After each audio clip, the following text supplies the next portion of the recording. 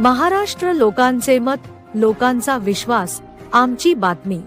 मिळालाच पाहिजे, मानधन वेळेवर मिळालेच पाहिजे, आमचा हक्क मिळालाच पाहिजे, आमचे मानधन वेळेवर मिळालेच पाहिजे, आम्हाला न्याय मिळालाच पाहिजे, आमचे 6 महिन्याचे थकीत वेतन मिळाले पाहिजे।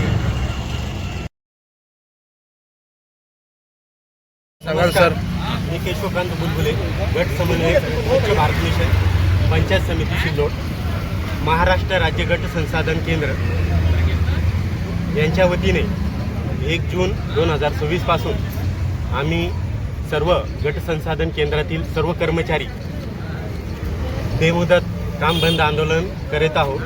आमचे गेल्या 6 महिन्यापासून आमच्या कामाचे मानधन न मिळाल्यामुळे हे बेमुदत काम बंद आंदोलन आम्ही जिल्हा परिषद छत्रपती संभाजीनगर या कार्यालयाच्या समोर सर्व कर्मचारी समूह आम्ही करत आहोत। महाराष्ट्रातील प्रत्येक जिल्हा परिषद समोर हे काम बंद आंदोलन सध्या सुरू आहे।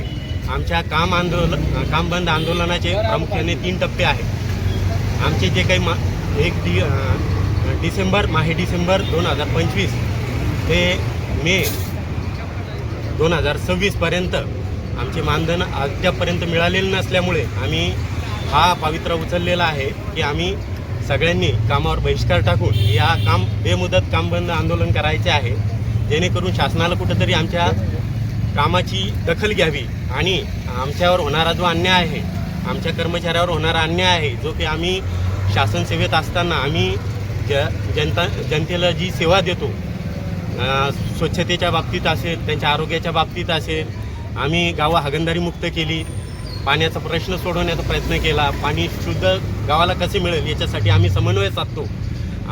स्वच्छ भारत मिशन, आसाम जल जीवन मिशन या योजनेचा आम्ही प्रामुख्याने प्रसार गावोगावी करत असतो आणि आमच्या कर्मचाऱ्यांना उपासमारीची वेळ आली, त्यांचे घर मानधन नसल्यामुळं या कसं चालायचं, तर आम्हाला जर शासनाने वेळेवर मानधन दिलं तर आमच्यावर निश्चित आमच्या कोणत्याही कर्मचाऱ्यावर अशी वेळ येणार नाही की त्यांच्या कुटुंबावर उपासमारीची वेळ येणार नाही, जेणेकरून आमचं कुटुंब जगलं तर आम्ही देश सेवा करू आणि नागरिकांना किंवा ग्रामस्थांना पाहिजे तसा न्याय देऊ आणि आमच्या योजना गावोगावी पोहोचून आम्ही या योजनेचं एक चांगल्या पद्धतीचं नियोजन करता येईल, जेणेकरून त्या गावाला स्वच्छता मिळेल, त्यांचं आरोग्य चांगलं राहील, त्यांना शुद्ध पाणी मिळेल।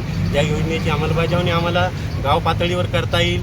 फक्त शासनाला आमचं एवढंच म्हणणं आहे की आमचं मानधन वेळेवर द्यावं, जेणेकरून आमच्या कुटुंबावर कोणत्याही प्रकारचं संकट येणार नाही। त्या कुटुंबाचा खर्च असेल, आरोग्य असेल, शिक्षण असेल, ह्या मोठमोठ्या जबाबदाऱ्या आहेत। पुन्हा कामावर जाताना आम्हाला लागणारं भाडं आहे, असं अत्यल्प मानधन देऊन देखील ते बी वेळेवर न मिळणे हे कुठंतरी शासनाचं एक कमतरता दिसून येत आहे। तर या सरकारला देखील आम्ही असं म्हणू की मोदी सरकारच्या काळातसुद्धा जर एवढं प्रगतशील किंवा जागतिक याच्यावर आपल्याला जायचं असेल तर कुठंतरी आपल्या कर्मचाऱ्याची काळजी या शासनाने घेतली पाहिजे आणि आमचं मानधन वेळेवर केलं पाहिजे। गेल्या 16 वर्षापासून आम्ही कंत्राटी म्हणून काम करत आहोत, कुठंतरी आमची दखल घेऊन आम्हाला सेवेत कायमसुद्धा देखील केलं पाहिजे। आमचा घरच्यांचा प्रश्न आहे, आम्ही कौरक आमचे एजबार झालो, आता आम्हाला कुठं नोकरीला दुसरीकडे संधी नाही आहे, आम्ही इतकी सेवा करतो, आमच्या इच्छेनं करतो, पण कुठंतरी शासनाने आमची दखल घेऊन आमच्या बाजूच समजून घेतल्या पाहिजे एवढं बोलतो।